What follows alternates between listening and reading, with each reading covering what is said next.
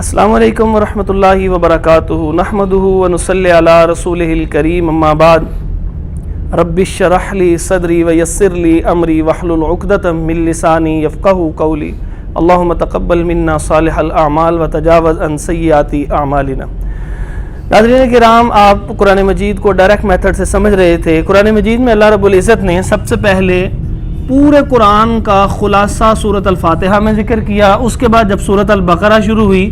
تو اس کتاب یعنی قرآن مجید کے عظیم ہونے کا تذکرہ کیا، اور پھر اس کے بعد انسانوں کی سب سے پہلی اور عظیم قسم جو ہے وہ متقی لوگوں کی صفات ذکر کی کہ وہ لوگ جو ہیں وہ غیب پر ایمان لانے والے ہیں اور نماز کو قائم کرنے والے ہیں، اللہ کے راستے میں خرچ کرنے والے ہیں، اور قرآن حدیث پر ایمان لانے والے ہیں، سابقہ انبیاء کے گستاخ نہیں ہیں، ان کا بھی ادب و احترام کرتے ہیں، اور ان کے اوپر جو نازل ہوا ہے اس کو مانتے ہیں کہ وہ اللہ نے نازل کیا تھا کہ لیکن اب اللہ نے اس کو منسوخ کر دیا اور نئی شریعت دے دی ہے، اور اسی طرح آخرت پر ایمان لانے والے ہیں۔ اس کے بعد اللہ رب العزت نے کفار کا تذکرہ کیا کہ یہ لوگ اللہ کی اتنی نشانیاں دنیا کے اندر ہیں، ساروں کو دیکھنے کے باوجود اللہ پر ایمان نہیں لاتے، اور یہ آپ انہیں سمجھائیں نہ سمجھائیں یہ نہایت ہی ڈھیٹ واقعہ ہوئے ہیں۔ ان کی ڈھٹائی کی وجہ سے، ایمان نہ لانے کی وجہ سے اللہ رب العزت نے ان کے دلوں پر، ان کے سننے پر اور ان کے دیکھنے پر مہر لگا دی ہے۔ اور یہ ایسے ہے کہ جیسے کوئی بندہ کوئی کسی کو قتل کرتا ہے تو اس کے قتل کے وجہ سے اس قاتل کو سزائے موت دی جاتی ہے، جج کا قصور نہیں ہوتا۔ اللہ رب العزت نے ان کے اوپر یہ جو ان کی مہر لگائی ہے ان کی ڈھٹائی کی وجہ سے لگائی ہے۔ ایسا نہیں ہے کہ اللہ رب العزت چاہتے ہی نہیں ہے کہ یہ ایمان نہ لے کے ہیں، اللہ تو چاہتے ہیں۔ اگر اللہ نہ چاہتے ہوتے تو پھر انبیاء کو ان کی طرف کیوں بھیجا؟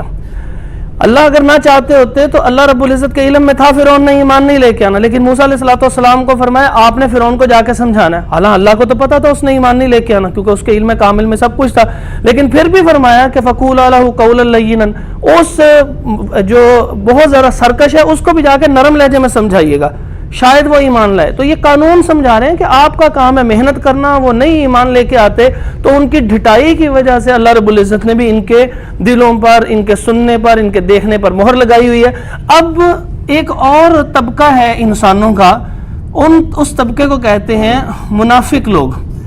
اور یہ منافقت جو ہے یہ چونکہ پورا ایک رکوع اس کے بارے میں تو لہٰذا اس کے بارے میں کچھ انفارمیشن دے دیتے ہیں۔ قرآن مجید میں کئی جگہوں پہ ان کا تذکرہ ہے۔ منافق کہتے ہیں دو رخا ہونا، یعنی منہ پر کچھ اور دل میں کچھ، یعنی دل کی کیفیت اور اظہار کی کیفیت میں، ظاہر اور باطن میں فرق ہونا، اس کو منافقت کہتے ہیں۔ اور اصل منافقت یہ ہے کہ دل کے اندر وہ اللہ تعالیٰ کا انکار کرے اور منہ پہ آ کے کہے جی میں مسلمان ہوں، اس کو کہتے ہیں اصل میں منافق، کہ ظاہری طور پہ مسلمان بنا ہو، حقیقی طور پہ وہ کافر ہو، یہ ہے اصل منافق۔ اب ان کی کچھ علامتیں ہیں، ان کی علامات میں سے ایک علامت یہ ہے، نبی صلی اللہ علیہ وسلم نے فرمایا کہ یہ جھوٹ بولتے ہیں، آپ صلی اللہ علیہ وسلم نے فرمایا کہ یہ خیانت کرتے ہیں، آپ کوئی ان کو امانت رکھوائیں، ذمہ داری دیں، یہ پوری نہیں کرتے اور خیانت کرتے ہیں، اور اسی طرح فرمایا کہ یہ وعدہ خلافی کرتے ہیں، اور یعنی کب کوئی وعدہ کر لیا تو یہ اس کی وعدہ خلافی کرتے ہیں۔ پھر ایک اور ان کی علامت بتائی کہ یہ عصر کی نماز جو ہے وہ لیٹ کرتے ہیں، جان چھڑاتے ہیں، کسی طرح یہ نماز نہ پڑھیں۔ پھر اللہ تعالیٰ نے قرآن مجید میں فرمایا کہ ان کی ہر نماز سستی سے بھری ہوتی ہے، بالکل سست، اور یہ لوگوں کو دکھلاوے کی نماز پڑھتے ہیں۔ اور یہ ساری کی ساری آیات اور احادیث ہیں جو آپ کے سامنے میں ذکر کر رہا ہوں۔ اسی طرح ایک ان کی نشانی جو ہے وہ فجر اور عشاء کی نماز میں سستی ہے۔ تو آپ اندازہ لگائیں یہ کچھ چیزیں ذکر کی گئی ہیں، یہ منافقوں کے اندر علامات موجود ہیں۔ لیکن کیا کریں کہ آج کل کے جو مسلمان ہیں انہوں نے بھی یہی علامات اختیار کی ہیں، وہ دل سے مسلمان ہیں، لہٰذا ان پہ کفر کا فتویٰ یا نفاق کا فتویٰ نہیں لگائیں گے۔ اور یہ بہت بڑا گناہ ہے کہ کسی ایک مسلمان کو کسی غلطی کی وجہ سے آپ کہہ دیں جی یہ بہت بڑا منافق ہے۔ یہ قطعاً نہیں کہنا چاہیے، اور ہمارے عام زندگی کے اندر یہ الفاظ ہے، کہتے ہیں جی یہ منہ پہ کچھ ہے، اس کے سامنے جا کے کچھ ہے، یہ اس کی غلطی تو ضرور ہو سکتی ہے، لیکن اس کا مطلب یہ نہیں ہے کہ اس کو منافق کا آپ جو ہے وہ فتویٰ لگا دے۔ منافق کا فتویٰ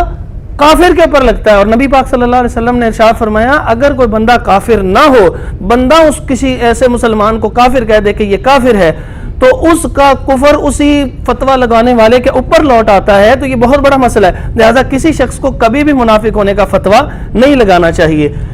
اچھا, اس کے علاوہ یہ مسلمانوں کے اندر یہ خرابیاں آنی شروع ہو گئی ہیں, یہ کیسے دور ہوں گی؟ ہم سچ بولنا شروع کر دیں, امانت میں خیانت نہ کریں, وعدہ خلافی نہ کریں, جس بات کا ان کو کہا ہے کہ اس وقت یہ کام کر دیا جائے گا وہ کرنے کی کوشش کریں, نمازوں کے اندر کسی بھی قسم کے دکھلاوا اور سستی موجود نہ ہو. تو اب بات کرتے ہیں کہ اللہ رب العزت نے اس پورے رکوع کے اندر جو چیزیں ذکر کی ہیں اس کے اندر منافقوں کی دو اقسام کی مثالیں بھی اللہ تعالیٰ نے دی ہیں. ایک وہ منافقوں کی اقسام کی مثال دی ہے کہ جو تردد کا شکار, تردد کہتے ہیں کہ کسی بھی کام کو مطلب ان کو ہوتا ہے کہ کبھی ان کا دل جو ہے مسلمان ہونے کو کرتا ہے صحیح, اور کبھی دل کرتا ہے کہ یہ ہم مسلمان نہ ہی ہیں تو تابی بہتر ہے. تو اس کو مسلمان اور کافر ہونا درمیان بین بین رہتے ہیں. تو ان لوگوں کی ایک مثال اللہ رب العزت نے ذکر کی ہے کہ جب اسلام کی کوئی اچھی چیز دیکھتے ہیں تو یہ اسلام پہ عمل کرنا شروع کر دیتے ہیں, اور جب اسلام کی کوئی جہاد کا حکم آتا ہے تو مشکل حکم آتا ہے تو پھر دوبارہ کفر کے اوپر چلے جاتے ہیں. اور کچھ ایسے ہیں جو پکے منافق ہیں اور یہ مسلمانوں کے ساتھ مذاق بھی کرتے ہیں, ٹھٹھا بھی کرتے ہیں, اور مسلمانوں کہتے ہیں جی ہم آپ کے ساتھ ہیں. جب اکیلے میں جاتے ہیں تو جا کے کہتے ہیں نہیں جی ہم وہ مسلمانوں سے مذاق لگے ہوئے تھے, ہم اصل میں ان کے ساتھ نہیں ہیں, ہم تو اصل میں کافر ہیں. تو یہ وہ منافقوں کی کچھ صفات ذکر کی ہیں. تو اللہ رب العزت نے ایک ان کے متعلق جو جملہ کہا ہے اس پورے رکوع میں, بڑا ہی اہم جملہ ہے کہ وہ مسلمانوں سے مذاق کرتے ہیں, اللہ تعالیٰ کل قیامت کے دن بھی ان سے مذاق کرے گا. اور آخری چیز یہ کہ اللہ تعالیٰ فرماتے ہیں یہ دنیا کے مال کے لیے یہ سارا کچھ کر رہے ہو, تو تم دنیا جتنی بھی کما لو گے, ایمان بیچ کے جنت کو چھوڑ کے تمہارا دنیا کا جو سودا کیا ہوا ہے وہ سب کا سب جو ہے وہ خسارے اور گھاٹے میں جائے گا, تمہیں کوئی اس کا فائدہ نہیں ہوگا. انشاءاللہ نیکسٹ ویڈیو کے اندر ہم دیکھتے ہیں کہ اللہ رب العزت نے ان کی کیا صفات ذکر کی ہیں, ترجمہ پڑھنے کی کوشش کرتے ہیں. السلام علیکم ورحمۃ اللہ وبرکاتہ.